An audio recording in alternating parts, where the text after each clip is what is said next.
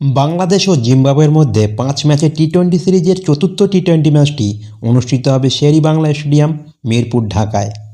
বাংলাদেশ প্রথম 3টি ম্যাচ জিতে অলরেডি সিরিজে 3-0 লিড নিয়ে নিয়েছে। বাংলা টাইগাররা এখনও পর্যন্ত তাদের তারকা খেলোয়াড়দের ছাড়াই দুর্দান্তভাবে পারফরমেন্স করেছে এবং তরুণ তৌহিদ হৃদয়ও ব্যাট হাতে বেশ ভালো পারফর্ম করেছে ও তানজিদ হাসানও প্রথম টি-20তে ভালো ব্যাটিং করেছে। কিন্তু লিটন দাসের ফর্ম একটি বড় উদ্বেগের কারণ হয়ে দাঁড়াচ্ছে। বোলিংয়ে সাইফুদ্দিন মাত্র 3টি ম্যাচে 7 উইকেট নিয়েছেন এবং তাসকিন আহমেদও বিশ্বকাপের আগে ফিট ও ফর্মে রয়েছে। তবে বড় খবর হলো সাকিব আল হাসান, সৌম্য সরকার এবং মুস্তাফিজুর রহমান দলে ফিরে এসেছে এবং তাদের সংযোজন স্কোয়াডে আরও গভীরতা যোগ করবে। আইপিএল থেকে ফিরে আসা মুস্তাফিজুর রহমানের খেলার সম্ভাবনা থাকছে এই ম্যাচটায় অত্যন্ত বেশি। অন্যদিকে সফরকারী জিম্বাবুয়ে বাংলাদেশের কন্ডিশনে ব্যাটিংয়ের চ্যালেঞ্জ মোকাবিলা করতে পুরোপুরি ব্যর্থ হয়েছে। তাদের অভিজ্ঞ খেলোয়াড় যেমন সিকেন্দার রাজা, ক্রেগ আরভিন পারফর্ম করতে পারেনি, যেখানে রায়ান বার্ল এবং শোয়ান উইলিয়ামস প্রথম খেলায় হারের পর আর খেলেননি।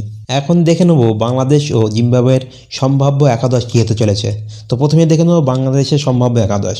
ওপেনিংয়ে সৌম্য সরকার এবং তানজিদ হাসান তামিমকে দেখা যেতে পারে। 3 নম্বরে নাজমুল হোসেন শান্তকে এবং 4-এ তৌহিদ হৃদয়কে দেখা যাবে এবং 5-এ সাকিবুল হাসান, 6-এ মাহমুদুল্লাহ রিয়াদ, 7-এ জাকির আলী আনি, রাশিদ হোসেন, 9-এ মোহাম্মদ সাইফুদ্দিন, 10-এ মুস্তাফিজুর রহমান এবং সবশেষে তানজিম হাসান সাকিবকে দেখা যেতে পারে। এবার দেখে নেব জিম্বাবুয়ে দলের সম্ভাব্য একাদশ কী হতে চলেছে।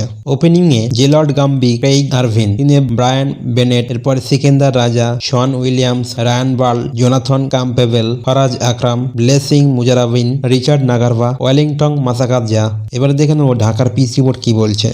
ঢাকার শের-ই-বাংলা স্টেডিয়ামের পিচ সাধারণত স্পিনারদের সাহায্য করে। শের-ই-বাংলা স্টেডিয়ামে প্রথম ইনিংসে অ্যাভারেজ স্কোর হলো 143 এবং যে দল টসে জিতবে তারা সম্ভবত প্রথমে ব্যাটিংয়ের সিদ্ধান্ত নেয়।